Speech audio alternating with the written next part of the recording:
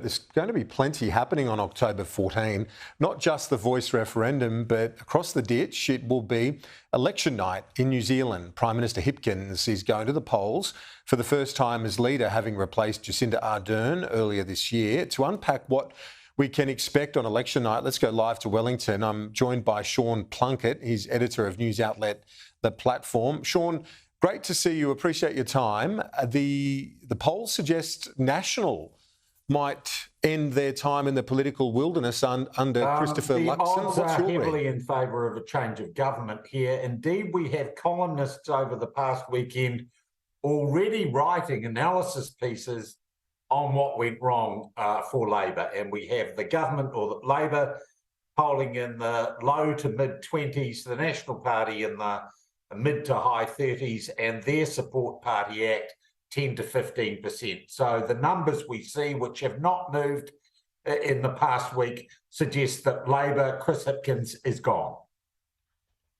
And why has the tide gone out on Labor?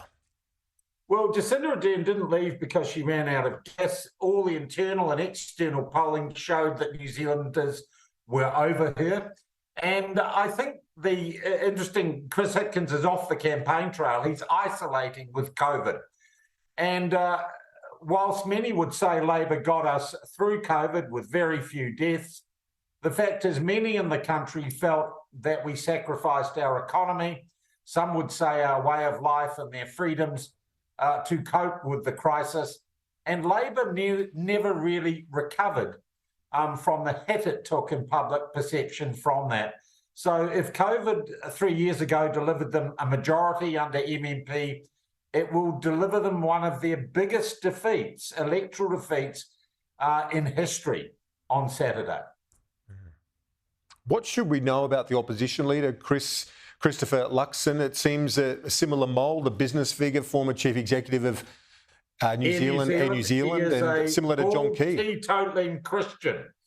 And he has run a very clever and low-risk campaign based on an awful lot of market research and based on hunting centre voters, being careful not to lose any of his loyal supporters, and I would say pursuing a moderate and unremarkable, if you like, strategy in terms of his personal appearance. The leaders' debates, one this week that has been postponed or maybe cancelled because of the Prime Minister having COVID, the leaders' debates have had all the tension of a pillow fight at a teenage girl's sleepover, with the two candidates really trying to out-moderate each other.